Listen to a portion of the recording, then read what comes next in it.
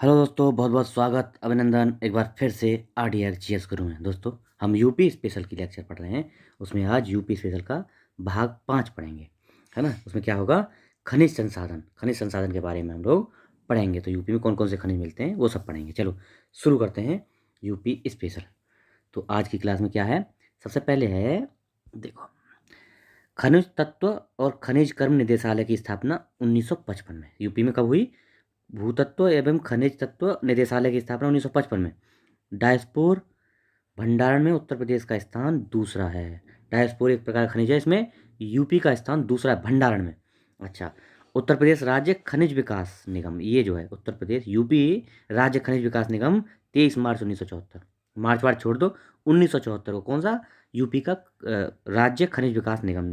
देखो 1974 में पर्यटन विभाग की भी स्थापना हुई थी, याद है आपको, पढ़ाया था मैंने। अगला देखो, प्रथम खनिज नीति कब आई। तो 1998 में प्रथम खनिज नीति आई, और इसी के द्वारा खनिज को उद्योग का दर्जा दिया गया, प्रथम खनिज नीति के द्वारा ही। अच्छा, यूरेनियम कहाँ मिलता है, ललितपुर में। यूपी में ललितपुर में सर्वाधिक यूरेनियम मिलता है। अच्छा, एक चीज़ और याद रखना है, यूपी में हीरा भी मिलता है। कहाँ, बांदा और मिर्जापुर दो डिस्ट्रिक्ट हैं जहाँ पे हीरा मिलता है। चलो अगला देखते हैं। अगला देखो, 3-4 डिस्ट्रिक्ट हैं जहाँ पे ये जो खनिज बहुत ज़्यादा पाए जाते हैं। तो ये अलग अलग डिस्ट्रिक्टों के 3-4 डिस्ट्रिक्ट हैं जो, उनको देख लेते हैं। तो सोनभद्र है मुख्यतः, वहाँ बहुत खनिज मिलता है। तो कौन कौन सा मिलता है, चूना पत्थर, पोटास, संगमरमर, पायराइट्स, डोलोमाइट, कोयला और सोना भी मिलता है। सोनभद्र में सोना भी मिलता है। अगला है ललितपुर। ललितपुर में क्या क्या मिलता है, पायरोफाइट्स, पायरोफाइलाइट, यूरेनियम, लौह अयस्क, रॉक फास्फेट, ग्रेनाइट, डायस्पोर, यही डायस्पोर जो यूपी का दूसरा स्थान है इसमें भंडारण में। सोना भी मिलता है ललितपुर में, सोना, बॉक्साइड और तांबा, ठीक है, ये मिलते हैं इसमें ललितपुर में। अगला देखते हैं फिर झांसी में। झांसी में क्या क्या मिलता है भाई, हाँ, फेल्सपार, पोटास लवण, सेल खड़ी, जिप्सम, एस्बेस्टस और डायस्पोर। डायस्पोर झांसी में मिलता है। और मिर्ज़ापुर में क्या क्या मिलता है, मिर्ज़ापुर में बताया मैं, हीरा, है, हीरा, फायर क्ले, कैल्साइट, एंडालूसाइट और सैंडस्टोन, चूना पत्थर, एस्बेस्टस, संगमरमर, ये सब मिलते हैं मिर्ज़ापुर में, ठीक है। याद रख लेना, एक बार देख लेना, 2-3 बार देखना है इसको। अगला देखते हैं, उद्योग क्षेत्र से संबंधित प्रमुख तथ्य। उद्योग से संबंधित तो सबसे पहले देखते हैं, रेल पहिया कारखाना कहाँ है, रायबरेली। और रेल इंजन का कारखाना कहाँ है, यह है वाराणसी में, ध्यान रखना, रेल मुड़वाड़ी वाराणसी, रेल पहिया कारखाना रायबरेली। अच्छा, उत्तर प्रदेश का मैनचेस्टर किसे कहा जाता है, कानपुर को उत्तर प्रदेश का मैनचेस्टर कहते हैं। प्रथम चीनी मिल, ये इंपॉर्टेंट है, ये भारत के संबंध में। तो पहली, भारत की भी पहली चीनी मिल प्रतापपुर, वहाँ देवरिया में 1903 में स्थापित हुई थी, भारत की पहली चीनी मिल देवरिया में। उत्तर प्रदेश का सबसे बड़ा उद्योग क्या है, हथकरघा, हैंडलूम्स, है ना, हैंडीक्राफ्ट बोलते हैं, हैंडक्राफ्ट जो बोलते हैं, वो सबसे बड़ा उद्योग है। भारत स्टील रोलिंग लिमिटेड कहाँ पे है ये, Bharat steel rolling limited Muzaffarnagar UP में है। यूपी का ही पढ़ रहे हैं तो उसी में होगा। अगला देखते हैं, कानपुर से संबंधित कुछ प्रमुख औद्योगिक संगठन या संस्थान है।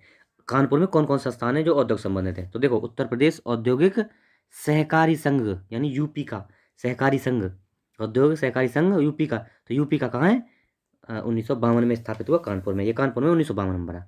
उत्तर प्रदेश राज्य औद्योगिक विकास निगम अब प्राधिकरण हो गया। औद्योगिक राज्य विकास प्राधिकरण कब, 1961 में कानपुर में स्थापित हुआ। उत्तर प्रदेश वित्तीय निगम कहाँ है, वित्तीय निगम, ये भी कानपुर में है और 1954 में स्थापित हुआ। उत्तर प्रदेश लघु उद्योग निगम लिमिटेड, लघु उद्योग, ये भी कानपुर में है और 1958 में स्थापित हुआ। और लखनऊ में कुछ औद्योगिक संस्थान है, क्या क्या है देख लेते हैं। सबसे पहले है उत्तर प्रदेश इलेक्ट्रॉनिक्स निगम लिमिटेड, कब, 1974 में इलेक्ट्रॉनिक्स निगम लिमिटेड की स्थापना कहाँ है, लखनऊ में। स्कूटर्स इंडिया लिमिटेड कहाँ है, लखनऊ में है। उत्तर प्रदेश निर्यात निगम लिमिटेड, निर्यात एक्सपोर्ट के लिए, तो ये भी 1966 में स्थापित हुआ, लखनऊ में हुआ, लखनऊ में, ठीक है। अच्छा, टाटा मोटर्स ट्रक और प्लांट, ये कहाँ है, लखनऊ में। प्रादेशिक औद्योगिक व पूंजी निवेश निगम, पिकअप बोलते हैं इसको, प्रादेशिक औद्योगिक व पूंजी निगम, निवेश निगम पिकअप 1972 में स्थापित हुआ, लखनऊ में हुआ। चलो अब कुछ महत्वपूर्ण, कौन जगह कौन सी चीज़ कहाँ पे पैदा होती है, कहाँ बनाई जाती है, वो सब देख लेते हैं। तो दरी, दरी निर्माण में कौन कौन से राज्य प्रथम है, सीतापुर, बरेली, आगरा, अलीगढ़, इटावा, मिर्ज़ापुर, शाहजहाँपुर, यहाँ दरी निर्माण होता है। लकड़ी के खिलौने दो डिस्ट्रिक्ट, कौन, लखनऊ और वाराणसी। दरी के खिलौने, ये लकड़ी के खिलौने लखनऊ और वाराणसी में। खेल का सामान तो मेरठ और आगरा, ये तो फेमस है, मेरठ तो है ही है, आगरा भी है। पीतल के सामान की और कलई के बर्तन, पीतल के सामान कहाँ, मुरादाबाद, वाराणसी, मिर्ज़ापुर, फर्रुखाबाद, हाथरस, अतरौली, शामली, हापुड़, बड़ौत। पीतल की मूर्तियों की बात करें तो मथुरा। देखो पीतल का सामान बनाया मुरादाबाद फेमस है, लेकिन मूर्ति के लिए मथुरा फेमस है। गलीचा निर्माण कहाँ? आगरा, वाराणसी, भदोही, मिर्जापुर। दिया सलाई उद्योग कहाँ पे? बरेली, सहारनपुर, प्रयागराज, मेरठ, रामपुर। चीनी, चीनी मिट्टी के बर्तन कहाँ? खुर्जा और गाजियाबाद, याद रखना, खुर्जा और गाजियाबाद चीनी मिट्टी, है ना।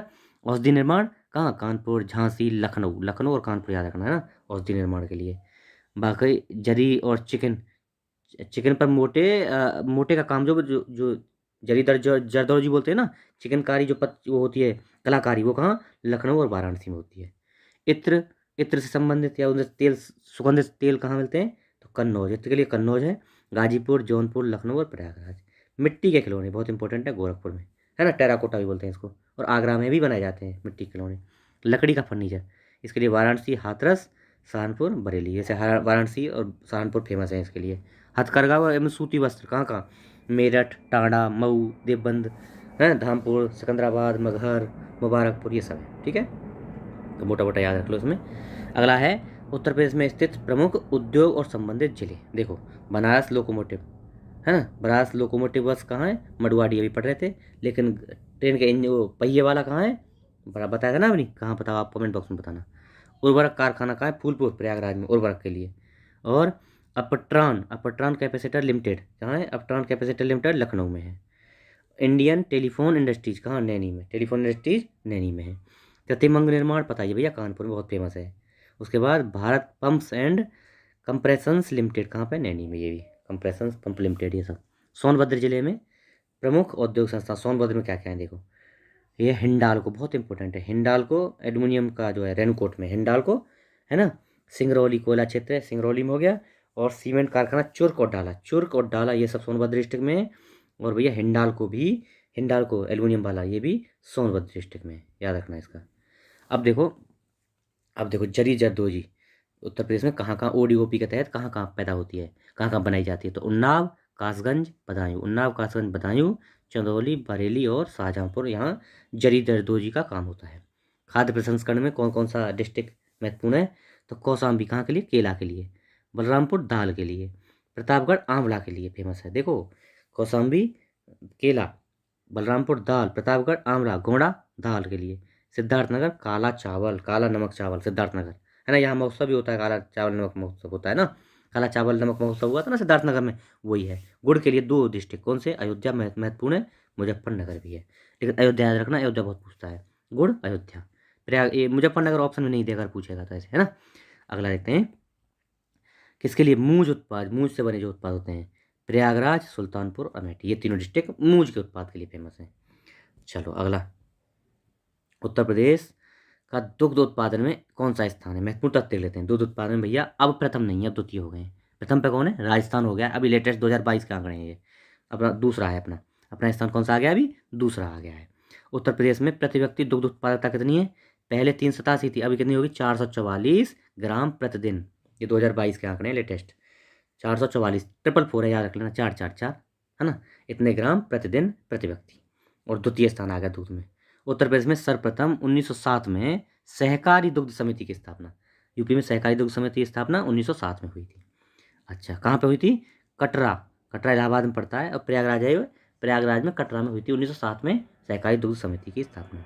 अगला, उत्तर प्रदेश दुग्ध निगम कब पारित हुआ? दुग्ध निगम, दुग्ध का अधिनियम, यूपी का दुग्ध अधिनियम कब पारित हुआ? 1976 में, 1976 में, है ना। इंडस्ट्री एक्ट जो आया था 1974 वाला, उससे 2 साल बाद। ये ऐसे रिलेट करके पढ़ लो। अगला पढ़ते हैं, पशु जनगणना पढ़ते हैं, पशु जनगणना 2019 वाली, उसके हिसाब से यूपी में पशुओं की स्थिति क्या है। तो उत्तर प्रदेश में कुल पशु कितने? 68 मिलियन, है ना, और देश में प्रथम स्थान है कुल पशु में, 68 मिलियन है, 68 मिलियन। उसके बाद उत्तर प्रदेश में कुल गोवंशीय कितने हैं?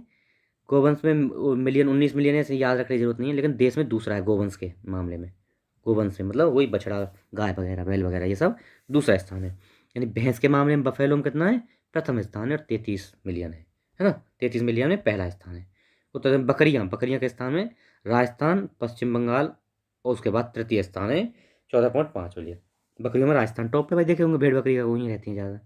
उत्तर प्रदेश में भेड़ों की कुल संख्या 1 मिलियन, ये इतना इंपॉर्टेंट फैक्ट नहीं है। और सुअरों की यही 0.41 मिलियन, मतलब सुअर भी हैं, इतना याद रख लेना, ये मिलते हैं, ठीक है। बकरी में हम लोग तीसरे पे, गाय में दूसरे पे, और भैंस में टॉप पे हैं। ऑपरेशन फ्लड की बात करते हैं तो 3 चरणों में ऑपरेशन फ्लड हुआ। तो उत्तर प्रदेश में यहाँ पहला चरण इंडिया में भी हुआ है, उसी हिसाब से यूपी में भी हुआ है। तो 1970 से 71 में पहला चरण हुआ है।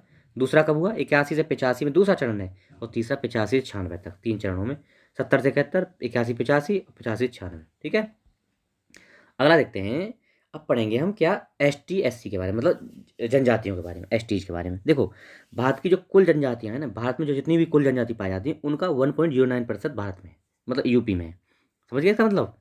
देखो, अगर यूपी की जनसंख्या की बात करें, यूपी में मान लो 20 करोड़ जनसंख्या है, तो उसका 0.6% एस टी रहती हैं यूपी में। लेकिन भारत में कितनी रहती हैं टोटल? मान लो 6 करोड़, अंदाज बता रहा हूँ, एक उदाहरण दे रहा हूँ, मान लो 6 करोड़ लोग एस टी रहती है, तो उन 6 करोड़ का 1.09% यूपी में रहता है एस टी का। ठीक है, ये 2011 की जनगणना के अनुसार।